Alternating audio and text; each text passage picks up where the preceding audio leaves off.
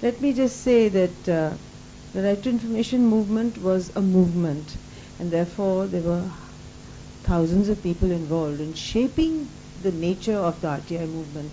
And its specificity was its Catholicism, its eclecticism. I have a friend sitting in the audience who's been so much a part of transparency in elections to begin with, and transparency in all forms. It has been a colleague and a person who's traveled this journey with me, as there may be many of you whom I don't know who must have done something. And of course it's another issue that our media and our projects an individual, but all these efforts are huge collective efforts. The specific contribution of India has been because we've really had a large body of very poor people understanding the need for transparency, because for them transparency is linked to their life and living. So one of the first slogans that came out, हमारे जो सबसे पहले हमारे बीच में प्रभाष जी आए थे 1996 में ब्यावर, और हमारे साथ 2-3 दिन हमने जबरदस्ती रोका उनको, फिर हमारे साथ रुक गए थे. Was editor of Jansatta and also a very important person in public life in India. तो उन्होंने फिर एक एडिटोरियल लिखा था कि हम जानेंगे, हम जिएंगे. The right to live, the right to know, the right to live. Because really in India and for many of us, and especially in issues of human rights and oppression and injustice, right to know becomes a right to life. Because it uncovers and discloses information which is vital for living and to preserving your rights, your fundamental rights, accessing your fundamental rights and so on. So what we are really talking about, and that's why information is such a loaded issue, because we're talking simultaneously about ethics, we are talking about the right to know, we are also talking implicitly about the right to privacy. We cannot talk about the right to know without some footnote on right to privacy. The right to privacy is for my medical records, my personal life. I have a right to privacy, and that must be respected. But in terms of public life and all public office, there should be absolute unbridled transparency, is what we think is the best way to see that governance functions, that governments function, that individuals, honest individuals in government get space to function properly. And of course, in the use of RTI, I would say roughly that about 1% of India definitely uses RTI, and that's a large number. मैं जहाँ भी जाती हूँ कुछ लोग जरूर मिलते हैं जो कहते हैं जी शिकायत ही भले लेके आए कि PIO नहीं सुनता है, वो नहीं कर रहा है, मेरा सूचना नहीं मिला है, मेरी पिटाई हो गई है, मेरा ये हो गया, मेरा वो हो गया, बट क्योंकि वो उसको इस्तेमाल करते हैं इसीलिए आते हैं.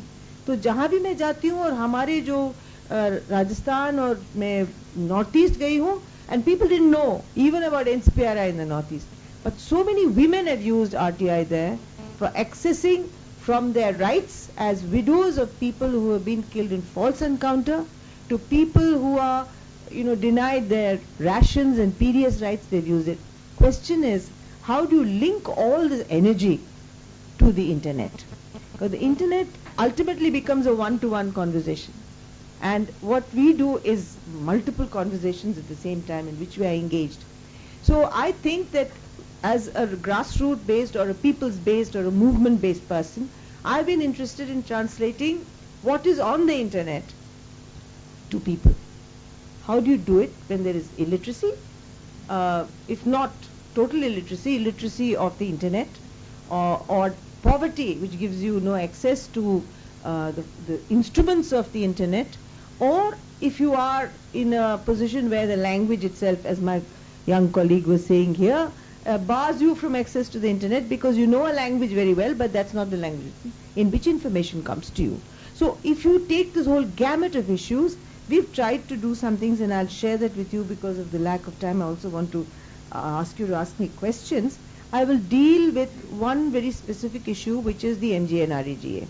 What is the MGNREGA? Mahatma Gandhi National Rural Employment Guarantee Act, which came 4 months after the Right to Information, passed by Parliament, giving every rural household 100 days, right to 100 days employment, beginning with a job card with 10 entitlements, including the right to ask for work, getting work in 15 days. It put tremendous pressure on the Ministry of Rural Development, and all departments of rural development, because within the law, it's the first law that made transparency and accountability mandatory. Under the law, you're obliged to display your information.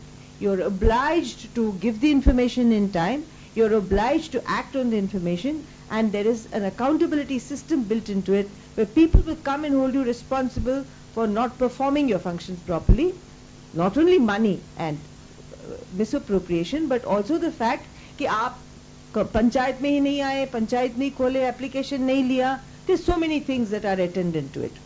So the Government of India's website is quite amazing. It's quite an amazing website, because if you go in and click good or wrong, right or incorrect, but you go right to the last person in a village in Assam or a village in Tamil Nadu, you can find the name of the person, the job card number, you can find out how many days they worked, you can find out how much money they were paid. Amazing. And there are millions of workers, literally millions of workers. It's not euphemism. So when you can do it for this numbers of people, not using the internet fruitfully for the revenue department, for the income tax department, for the millions of other departments which it interface with the people, I simply haven't been able to understand. Because the largest number of interactions and transactions are in NREGA. Because you're paying each worker money. Andhra Pradesh has made even the application for work online. So you apply for work online. Automatically, if in 15 days you don't get the work, the computer generates your compensation. And you're entitled to an unemployment allowance. It generates the unemployment allowance. And they've paid lakhs of rupees because you cannot then fight the case. So internet can actually be a strong ally. What we have to see is how can it be a strong ally and how can it be used, and the government of Andhra Pradesh has used it most creatively for the poor, but not other governments. I'm afraid they have not done the same amount. So what we have done in Rajasthan, because Rajasthan government is not so proactive in terms of its internet activity, we have transferred the website information, the MIS, into a JIS, the Janta Information System. What we've done is we've insisted that सारा सूचना सारे सरकारी मकानों की दीवारों पे paint होना चाहिए. So we've insisted that the larger, more significant paradigm of information must be painted on the walls. And the paintings now, everywhere you go in Rajasthan, you have these yellow walls. I'm sure Osama has seen them everywhere. With information about how many people have gone to work, their names, and for 5 years, what they've been paid every year and how many days work they have done. Which has really put an end to corruption in muster rolls. We have now insisted that they should be put on to material transactions as well, with the result that the governing elite and the power elite simply doesn't want the NREGA anymore because it doesn't allow them to pilfer. The poor want work, but they don't want. Now, an issue that really will be very, very useful for people all over the country is like Andhra, which triggers off, because the right to the asking for work application is the trigger to the entire process to claim your final right. So how do you have a system which can be worked easily everywhere in the country, and you can access work, and therefore millions of people will benefit from it, is a challenge to us. We must work it out. Information in the public domain has always raised issues, and in India there is misuse of some of the, not only through RTI, but we have a tendency to degenerate into what I would call almost yellow journalism, when we take up personalities, we take up issues which are completely unimportant but have sensation. And the media, unfortunately, is now very, very attracted to sensationalism. So even if there's a genuine substantive dispute, you won't get the substantive information, you will get the sensationalism. Internet has been used as a counter for this, extensively in everything, from human rights to all demands for everything. If the media doesn't cover you, what do? हम गरीब हैं, हमारे तो मुद्दे कभी attractive, very horrible, sexist, male-dominated patriarchal word they use. It's sexy नहीं है. आपका information sexy नहीं है. सेक्सी होना चाहिए. मैंने कहा ये क्या शब्द यूज कर रहे हैं. अब कौन से जमाने में है, कितने महिलावादी संगठन जन्म गए हैं पूरे भारत में केवल नहीं, all over India we are institutions and women's organizations which fight against the use of language, and it's come back and it's used so frequently by so many people. So I think internet has been a very, very strong counter, whether it's all the Occupy Spaces campaigns that have happened, or whether it is the new media that has been used for a counter voice, whether it's been now the immense number of papers that are coming out, because there is no independent press. All the journals, newspapers, media houses are being bought up by people who are really giants internationally or nationally. They are all corporates. So how is a corporate going to project news that is anti-people, pro itself, on the any critique of that on its own websites or on its own channels or in its own papers? So we have to find ways of asserting that independence. So whether it is the radio or whether it is the internet, these are vital for preserving the sanity and the morality of public life. And therefore we have a great onus when we talk about it. How do we channelize it in such a way that we keep the ethics going, we keep the governance issues intact, we also don't let that derail, but at the same time we also establish that everything can be done easily and this access is not frightening. Government is frightened. अरे साहब ये देंगे तो हमारा कुछ काम नहीं होगा. हम पूछते हैं वैसे भी कितना काम करते हैं. We were sitting on a hunger strike, not on a hunger strike, but a dharna in Rajasthan in 2010 demanding cessation of corruption in NREGA and other works, other related delivery programs for 47 days. So every day we did a different activity. For 3 days, teams went to all the government offices to see when they arrived and when they left.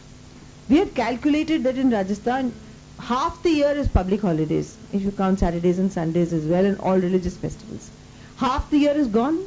Then if you don't come in time, then how much time is left for you to work? So what is this complaint that RTI has impaired your work efficiency? If anything, I think it insists on efficiency. Every note that is written will be written with care and with diligence and with thoroughness and with rigor. I worked for a very short period in the government for 7 years, and I know that very often files come in which the only person who applies his mind is the section officer. And then you have a series of ticks and series of signatures, and that's it. So I'll leave it at that for now, and I will just talk about a couple of things. How I think we need to also look at the moral policing, and here on the one hand we have the rise of excess of public information and disclosure, and on the other hand we have moral policing. Moral policing that doesn't allow you the right to freedom of expression. Even if I don't like something somebody says, I'm obliged to listen to them if I have the right to say. So dissent, disagreement, and of course the kind of moral authority everyone dons, emanating from religion and therefore becomes very sensitive, or emanating from prejudice. It's not from religion. Basically it's from prejudice, and it's from a narrow-minded view of humanity. They've started moral policing. The most sensational event in recent times has been Salman Rushdie, who was not allowed in. But there is M.F. Hussain, who's died abroad, and there are many, many people who are disallowed their right to sing, to protest, to assemble, to talk, to publish. There are millions of ways in which this is happening. So I think the internet will have to somehow, and I remember when women were not allowed to go to these pubs in Karnataka, we had this big internet campaign. It became the pink was evoked, and there was a lot of things, that some funny, some serious that happened, and we had a lot of impact. So I think the internet can also take cognizance of this kind of activity that happens. And finally, I think your films and your clips, people have started looking at it. Not only the TED Talks, which is very popular with one class of people, but even with Sony Soren, or with even when it happened to Binayak Sen, and when all these human rights cases happen, short clips which come on or when there are human rights killings, when there are people's killings, or when there are very critical issues we need to understand, we need people, want to listen to Sainath, we listen to somebody whom we can never meet otherwise. There is available on the website so many clips you can see. So there has been immense use made of the internet.